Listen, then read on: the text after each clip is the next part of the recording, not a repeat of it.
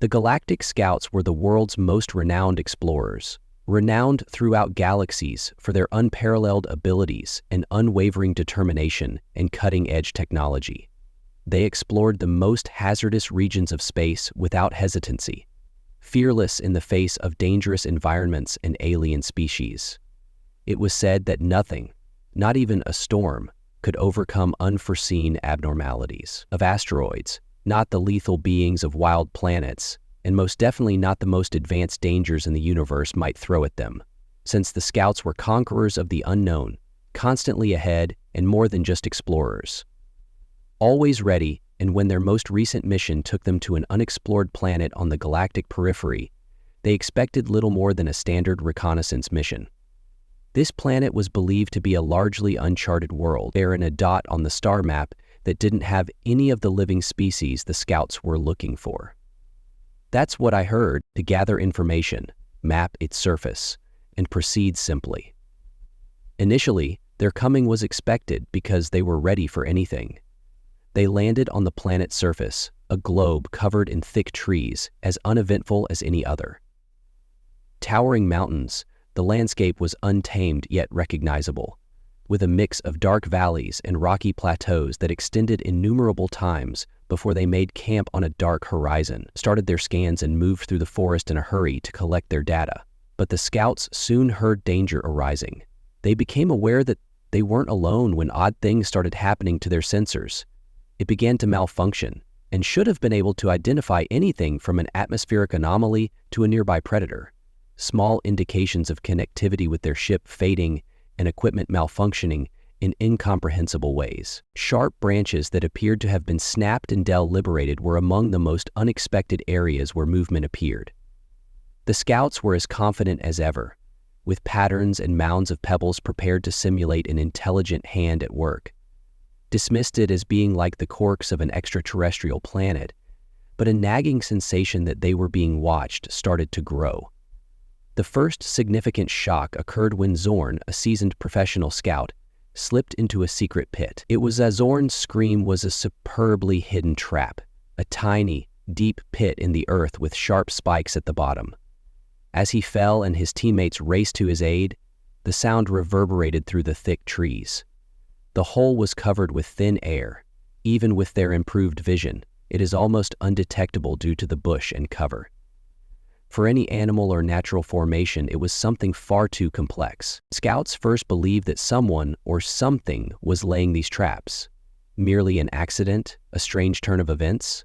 But then it occurred once more. Daria, a team member, was caught in a web of vines that emerged from the brush and wrapped themselves tightly around her legs and dragging her into the ground. The vines weren't just some arbitrary parts of a complicated mechanical system. Growth, whoever was responsible for this, had a reason, and it became clear to them that they were overcoming a master of traps that the Galactic Scouts are used to encountering in every risks from hostile forces, alien wildlife, and even entire civilizations, discovered themselves baffled by something entirely unfamiliar.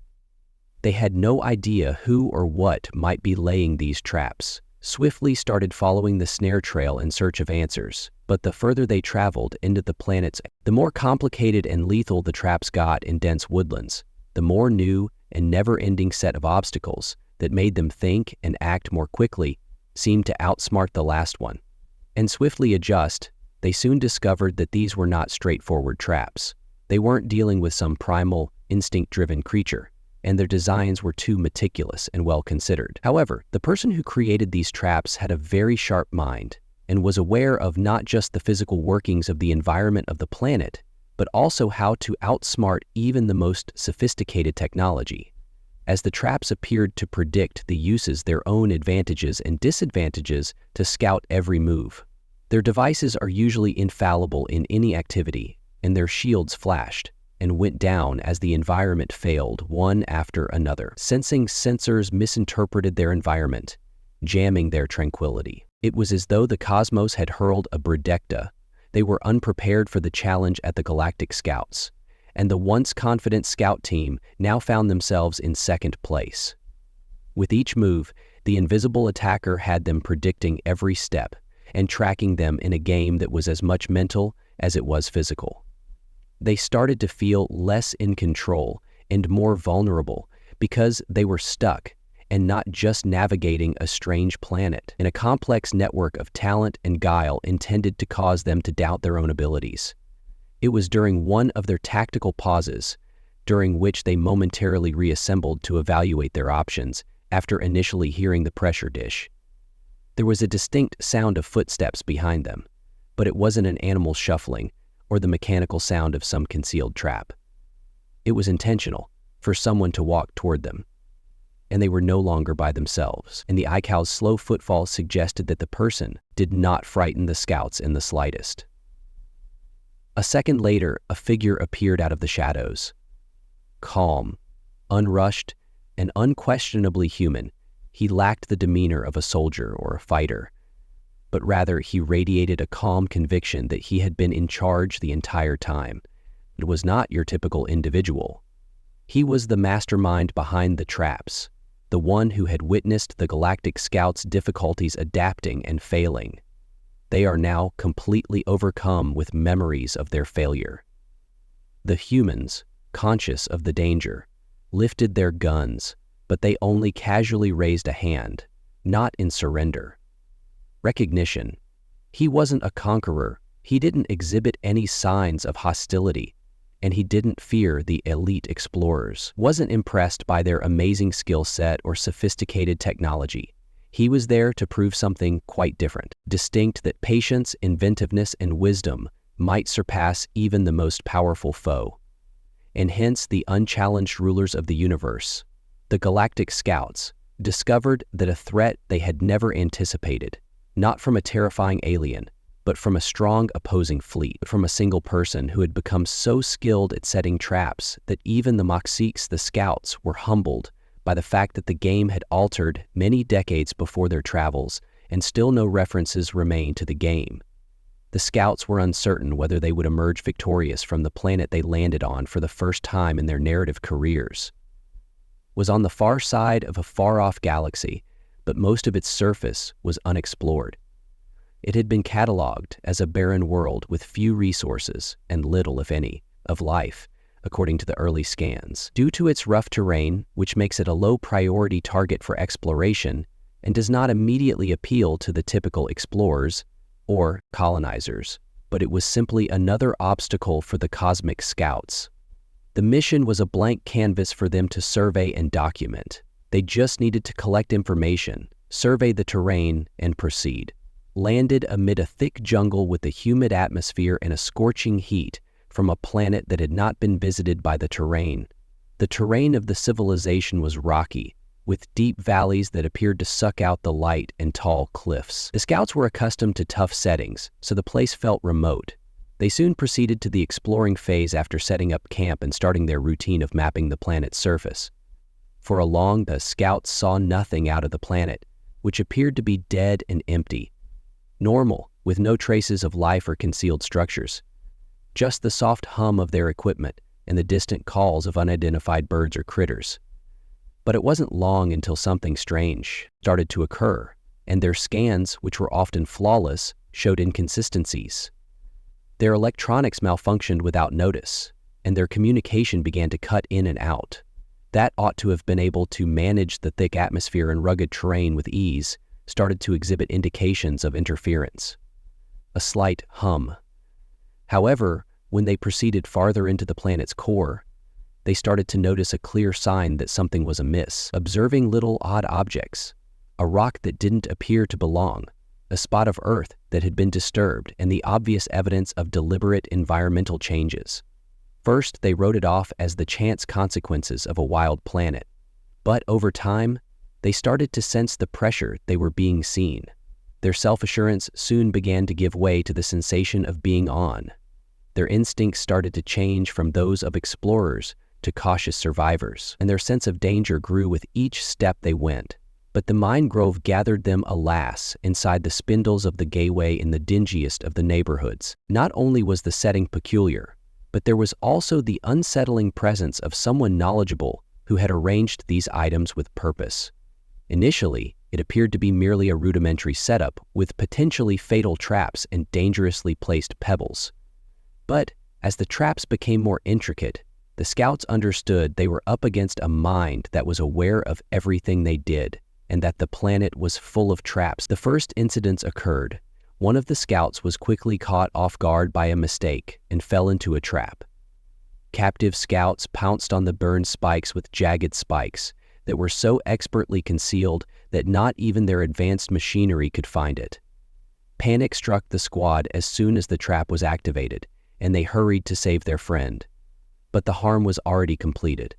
This was a trap, not a crude snare used by wild animals. Designed to precisely catch or kill, the person who created it wasn't merely attempting to frighten people. They were articulating stretches of internal bone that told of death once they saw it. Attempting to stop them made them follow laws they didn't comprehend. Even more intricate was the second trap, a snare composed of vines that appeared to come to life and wind around the scouts. There was no mistake this time as legs were pulled into the ground. Someone who was well versed in both alien and human vulnerabilities was creating these traps. The vines weren't only edges, they were a component of a larger mechanical system, designed to catch. And whoever was responsible for this didn't just want to bother the scouts. They wanted to make a statement, declaration, that the stakes were higher, and that there was a new potential threat around every curve. And every action was more planned than the last, and the suspicion was no longer under the Cosmic Scouts' control. Started to expand, how could one person, who was probably stuck here, have built such a complex network of snares that there were no buildings or indications of a civilization on the planet, or shelters? But the traps were too complex to have been set by animals or other primitive living forms, whomever they were. Behind this possessed patience, resources, and knowledge that didn't fit the usual extraterrestrial patterns. It didn't make sense for either species or wildlife. So the scouts had to change their minds. Their preliminary assessments in an attempt to obtain solutions. They pushed on identifying the cause of these progressively intricate traps. But rather than making progress, they were confined to a mental game where each step was expected that every benefit would be negated, rendering their sophisticated technology worthless. Their armaments, which were intended to combat the most deadly threats the cosmos could present, were useless against the traps. They just lacked the knowledge to deal with this type of situation. Not that they lacked the firepower or skill. Danger. Each time they believed they had control of the situation, they were outwitted, and the traps got more. Since the stakes were now more complicated, they were forced to presume that whoever set these traps was researching them, knowing their tactics, and crafting challenges especially for them. The purpose of the traps was not merely to safeguard something. Rather, it was to test their intelligence and flexibility. The Galactic Scouts employed superior firepower to outmaneuver foes, and they were attempting to outsmart them. A far more cunning intellect that knew how to take advantage of their every move was surpassing technology. Frailty. It was terrifying to realize that they had misjudged the risks of this planet. But in spite of all the indications, the scouts continued to feel as though they were still absent. Anything essential, why go to such lengths to trap them? And why drive them into dubious quarters? Was this a complex test or challenge created by an expert in the game of survival? Invisible force to demonstrate their value, or was there a darker motive at work? Was a query that kept coming up as they kept exploring farther within the planet, unable to stop the expanding feeling that they were giving someone something. Whoever was responsible, they posed more than a mere danger. The scouts had just wandered into their territory, and they were a mastermind. The human they came into contact with was not at all what the Cosmic Scouts had anticipated. Instead, they discovered an extraterrestrial species, or even a relic of a long-gone civilization. Face to face with a lone human being who was unarmed and appeared unaffected by the formidable explorers. His composed manner as he stood in front of him only made the encounter more eerie. As the scouts were equipped with the galaxy's most cutting-edge technology, this person seemed entirely comfortable and almost unconcerned. With the human in their presence wasn't just any survivor. He was the brains behind the intricate snares creator, the traps. which had kept the scouts on edge for days until they pre-requested they be informed of their arrival and that they complied when he ordered them to leave without a grudge. He responded with an unnerving sense of detachment, as if the traps were not there, rather than with dread or rage. Greater benefit to him, he disclosed that he had been abandoned on the planet following a collision and was forced to fend for himself and in harsh surroundings, and he didn't intend to hurt the scouts directly. But he had discovered, fixated on the notion of surviving and trying his cunning against the most powerful beings in the cosmos. Opponents, his history was straightforward. He was an engineer once, someone with a keen intellect and a talent for solving problems, yet his accident had altered everything, leaving him alone by himself. His expertise and the planet's natural elements are the only resources accessible. He had mastered the art of setting traps over time, initially out of need and then out of preoccupation. His knowledge of mechanics and his solitude had made him change into a skilled trapper. But he didn't see the Galactic Scouts as a danger, but also as a perfect test of his creation's capabilities against the greatest minds in the world. His traps were particularly successful because of not just the danger they posed physically, but also the psychological edge they offered. They weren't made only to murder or capture, but to take advantage of physical, mental, and technological flaws. Each trap was a obstacle that put the scouts' intelligence to the test and had them reevaluate their presumptions, but it wasn't sufficient for knowledge. He intended for them to feel physically stuck in their own thoughts so they could face the limitations of their humble. In some ways, the human approach to technology and their tactics was profoundly philosophical. He believed that his traps demonstrated that intelligence might surpass even the most sophisticated. He only used his cunning, a few tools, and his own strength, whereas the scouts relied on their devices and firepower. With his understanding of the environment, he began to view the Earth as a living, breathing creature rather than a place to subsist. That was about demonstrating that humans are capable of dominance and power. The genesis of the Jinn is actually stated. As the discussion progressed, it became clear that ingenuity in its most basic form could be just as potent as any machine or weapon. Scouts realized the extent of his preoccupation. It wasn't that he harbored a personal grudge against them, wasn't interested in governing over anyone or attempting to take over the galaxy. His only goal was to push himself to the limit and test his abilities in ways that no one else could. The traps weren't only affected him, however. His art and devotion were survival tools in a universe full of enormous. Using his abilities and cutting-edge technologies, he had managed to establish his own niche where he could be the most powerful force due to his intellect rather than his physical prowess or riches. The scouts were compelled by this revelation to reconsider all they had previously thought about the situation. They were up against an adversarial force, possibly an extraterrestrial species, determined to keep them off the planet they had depended on, utilized expertise, technology, and training to manage the risks they encountered, but they have since come to the realization that they were not up against a threat in the conventional sense. Rather, they were up against someone who had meticulously prepared a setting in which intelligence, creativity, and perseverance were the only means to success.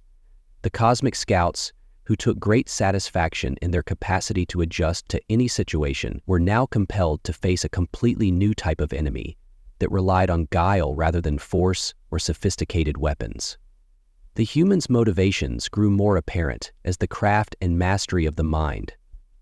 The discussion went on to say that he had no intention to eliminate the scouts out of hate or power, conquer the galaxy, and had no particular interest in dominating anyone. His desire was much more straightforward. More importantly, he desired acknowledgement for the abilities he had acquired and the inventiveness that had sustained him. In a sense, the traps were his method of demonstrating his value after being alone for so long. The scouts, but to the cosmos, he had created something extraordinary in the wilderness's quiet, and he now wanted the galaxy's brightest minds to recognize that it wasn't about winning or losing, but rather about confirmation that the encounter served as a wake-up call for the Cosmic Scouts. arrive on Earth expecting to face an obstacle that they can overcome with superior firepower and technology. They discarded him as a fool because they had undervalued the one thing that had kept him alive. They had thought of the unsophisticated survivor as a simple roadblock, but now they realized he was much more dangerous than they had believed, that he had outwitted them not because he was stronger, but rather because he was smarter, pushing them to admit that sometimes unadulterated imagination and intelligence could be a far more powerful weapon at every stage, greater than any cutting-edge technology. And when they departed from the human, their thoughts were flooded with fresh admiration for his skills. They had arrived on the planet with the intention of proving their dominance with a straightforward mission, but instead, they had come across something unexpected that humbled them. It wasn't only the traps that had confronted them. The knowledge that their own conceit had caused them to undervalue a human survivor on a distant planet.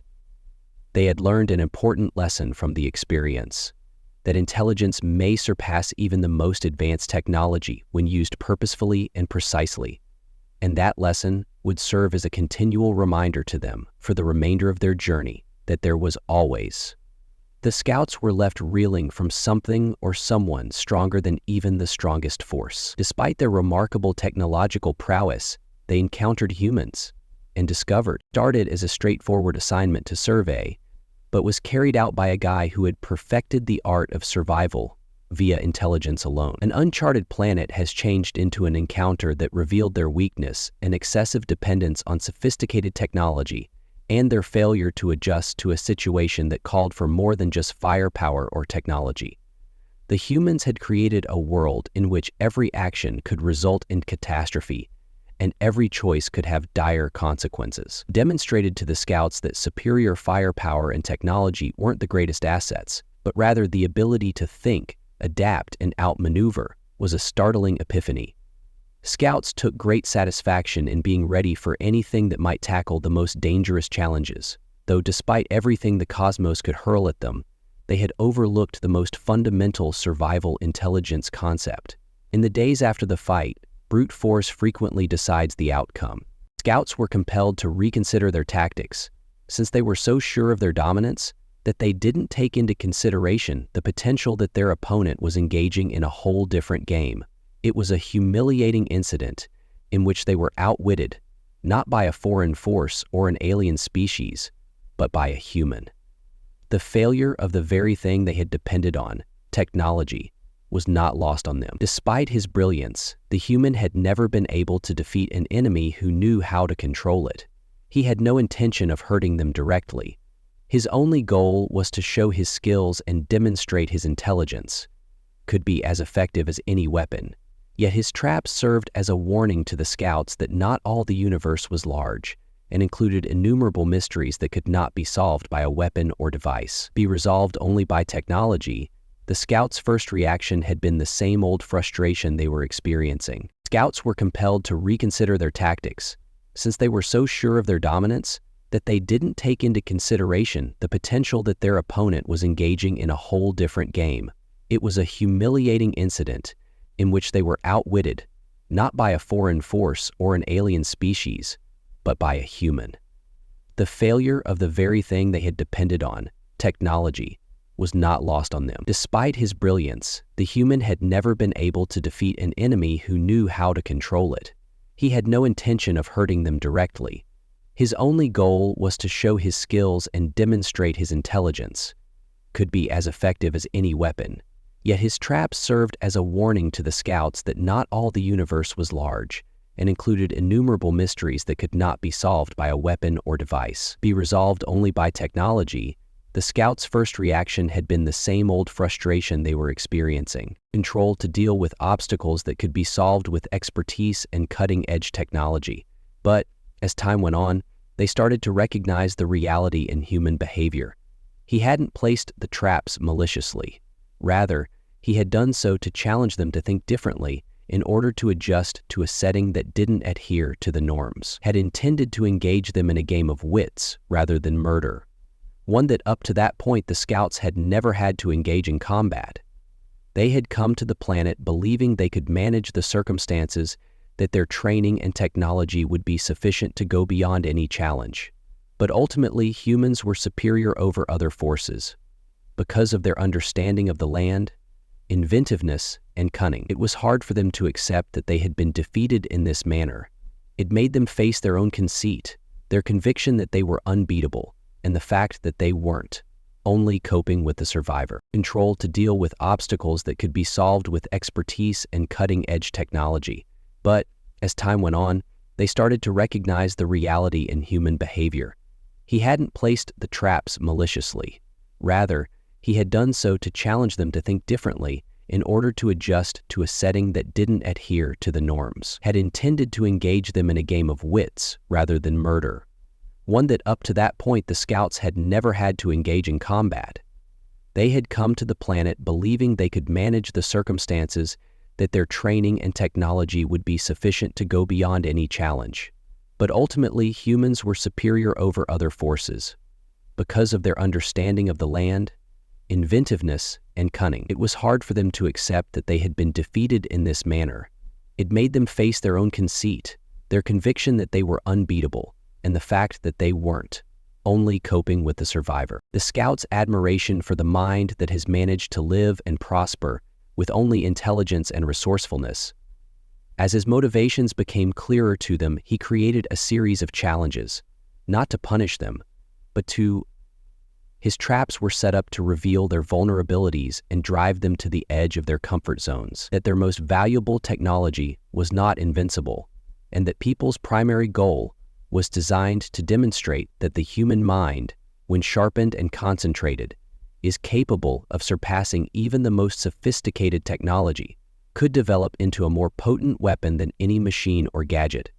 As the scouts got ready to depart the planet, brought a fresh perspective on what it meant to be fully prepared, which they had previously considered to be the masters of any circumstance. But they had discovered that the capacity to adjust and think quickly was the genuine mark of mastery, and to understand when the rules of engagement had altered. The human had demonstrated to them that regardless of how sophisticated, despite their technology, there will always be obstacles that the intellect alone could not conquer. Was the ultimate weapon, and the scouts departed the planet with a newfound sense of humility. In addition to putting their abilities to the test, the human traps revealed the limitations of their own reasoning, had been so preoccupied with their dominance in technology that they had overlooked the actual nature of technology. They had misjudged the difficulty of a single person who had created a network of traps that had led them to their knees. And, as a result, they had gained important insight that in the afterlife, they realized that the biggest advantage will always be intelligence rather than technology, due to the immensity of the universe. Couldn't help but wonder how many more problems existed that weren't resolved by technology or guns. Humans had demonstrated to them through brute force that the universe was full of unknowns, and that the only way to really overcome them was adopting a new perspective, seeing beyond the apparent, and realizing that often the greatest strength resides in how you believe the scouts arrived on the planet, not in what you can achieve.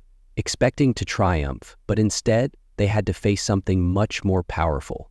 A single person's mind, a human being who demonstrated that intelligence and resourcefulness may surpass even the most sophisticated technology.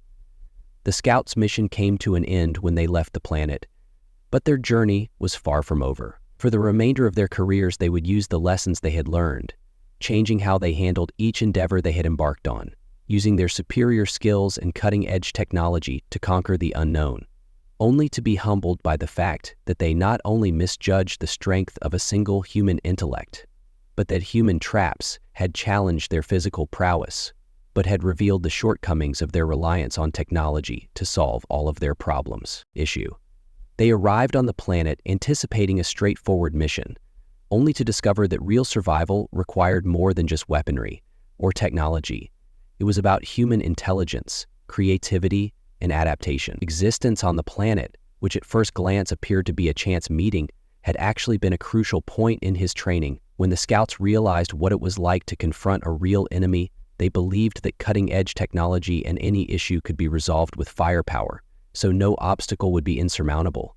But in actuality, human traps had revealed this belief's weakness. The human's lack of resources was compensated for by his overwhelming intelligence, which created an atmosphere in which every choice, every action had repercussions, and the human wasn't attempting to use force to overcome them. Instead, he was demonstrating that intelligence may outsmart even the most sophisticated technology. The scouts' comprehension of this was remarkable. Always thought that they were ready for anything, and that only people could get in their way. Their actions made them realize how limited their strategy was. They had undervalued the importance of thinking. Beyond the apparent, they had over-relied on their technology to address issues, failing to remember that when the intention behind what you were trying to do was to exercise the mind, not put your body in danger. The best solution was to know how to use what you had, not to have the most sophisticated equipment. Humans had demonstrated to them in the most inventive and efficient manner that even the most basic instruments, in the proper hands, could be more potent than the most advanced weaponry. And this experience's effects extended beyond the mission itself. It changed how the scouts approached each obstacle they encountered, and they started to realize, believed every problem in the cosmos required a different approach, and that there was no one-size-fits-all solution. Human thought patterns have compelled them to face the notion that intelligence, resourcefulness, and adaptability was equally, if not more, crucial than firepower or technology. They had discovered that critical thinking skills were necessary to adjust to changing conditions and comprehend the scouts' encounters with the real nature of a problem could determine whether they succeed or fail. Humans also made people think more deeply about what intelligence actually is. They had previously believed that intelligence was something that technology, devices, and the capacity to manipulate the physical world might measure. But the humans have shown a distinct form of intellect that is based on survival creativity, reading comprehension, and controlling surroundings. He had demonstrated to them that intelligence was more than only being able to understand intricate systems, or being able to use the resources you had, no matter how little, was key to comprehending massive amounts of data. This change of viewpoint had a significant impact on your ability to solve issues and accomplish your objectives. Influence on the scouts, making them more cautious in how they handled unfamiliar circumstances. They started to examine each difficulty not only as a technological problem to be solved, but also as a chance to adopt a new way of thinking in order to understand their experiences. In this respect, the Buddhists transformed history. This is clearly a textbook on technology. The answers were in the people, not in technology. But they realized that sometimes the finest solutions came from looking beyond the apparent, by applying their creativity to come up with novel and surprising solutions as they proceeded to the next. The scouts brought with them the knowledge they had gained from their time on the planet. They were put to the test in unexpected ways, and the experience altered their confidence. Zayden had been shattered by technological advancements, but their admiration for human ingenuity had been cemented. He wasn't merely a survivor. He served as a reminder that mental toughness, or the capacity to think, was the source of true strength. Critically adjust rapidly and find innovative solutions to issues amid the immensity of the scouts. The scouts in the galaxy were aware that they would encounter numerous additional difficulties, some of which would be physical, technology, and some would put their capacity for original thought to the test. But they now realized that no matter how every issue might be resolved by depending solely on technology, challenge need a special strategy that combined creativity, intelligence, and adaptability. The scouts had discovered that the universal's greatest weapon wasn't technology or firepower, but was the capacity for purposeful thought and action, as well as for clarity and inventiveness. Their interaction with the human had left them with the enduring belief that purpose and intelligence go hand in hand, could outperform even the most cutting-edge technology. They had discovered that the real test of strength wasn't in your possessions or what you could manage, but how you applied what you have to overcome the obstacles in your path. This lesson would lead them through upcoming tasks and interactions, reminding them that in a universe with many intricacies, an unknown's most potent instrument was their thoughts. which may have been the greatest lesson learned from the planet, where a human trapper had defeated them